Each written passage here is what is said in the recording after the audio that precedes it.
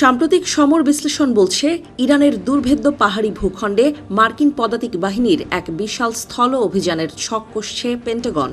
কিন্তু প্রশ্ন হল, 10 লক্ষ সৈন্য আর 4000 ট্যাঙ্কের পাহারা টপকে তেহরান দখল কি আদৌ সম্ভব, নাকি এটি হবে একবিংশ শতাব্দীর সবচেয়ে রক্তক্ষয়ী সংঘাত? যুদ্ধের রণকৌশল যখন আলোচনার টেবিল থেকে সরাসরি রণক্ষেত্রে গড়ায়, তখন পরিস্থিতি হয় ভয়াবহ। পেন্টাগনের সমরবিদরা এখন নির্ঘুম রাত কাটাচ্ছেন একটি সম্ভাব্য স্থল অভিযানের ব্লুপ্রিন্ট নিয়ে।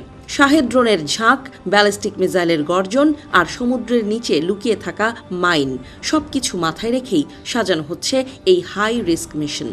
লক্ষ্য একটাই, ইরানের সামরিক শক্তিকে গুঁড়িয়ে দেয়া। ইরান মানেই ইরাকের মতো ধুধু সমতল মরুভূমি নয়।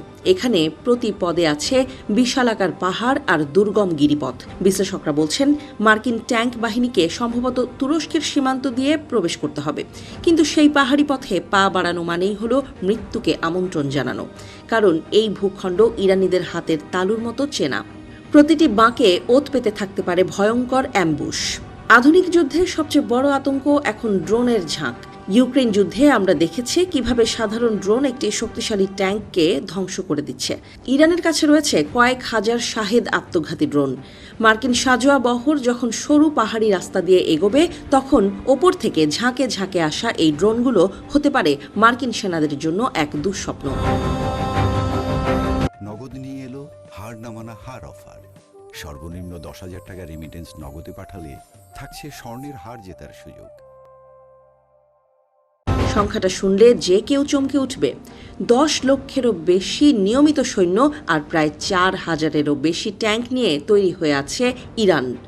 যদিও তাদের বেশিরভাগ ট্যাঙ্ক সোভিয়েত আমলের পুরনো মডেলের, কিন্তু নিজেদের মাটিতে লড়াই করার সময় এই বিপুল সংখ্যা শক্তি যে কোনো আধুনিক বাহিনীর জন্য বড় চ্যালেঞ্জ। 4000 লোহার দানব যখন একসঙ্গে গর্জে উঠবে, তখন প্রকম্পিত হবে পারস্য উপসাগরের মাটি। আমেরিকা কি তবে পিছিয়ে থাকবে?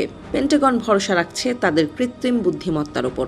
সেন্সর টু শুটার প্রযুক্তির মাধ্যমে ড্রোন বা স্যাটেলাইট থেকে তথ্য পেয়ে মাত্র কয়েক সেকেন্ডের মধ্যে শত্রুর অবস্থান ধ্বংস করে দেওয়ার ক্ষমতা রাখে মার্কিন বাহিনী।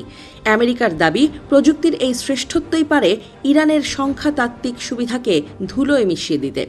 যে কোনো স্থল অভিযানের সফলতার চাবিকাঠি হল আকাশপথের নিয়ন্ত্রণ। আমেরিকার হাতে আছে F-35-এর মতো পঞ্চম প্রজন্মের অদৃশ্য যুদ্ধবিমান। আকাশ থেকে যদি ইরানি রাডার এবং কমান্ড সেন্টারগুলো শুরুতেই ধ্বংস করে দেয়া যায়, তবে স্থলবাহিনীর পথ অনেকটাই প্রশস্ত হবে। কিন্তু ইরানের মাটির নিচে লুকানো টানেল নেটওয়ার্ক থেকে আসা পাল্টা আক্রমণ সামলানো কি অতটা সহজ হবে?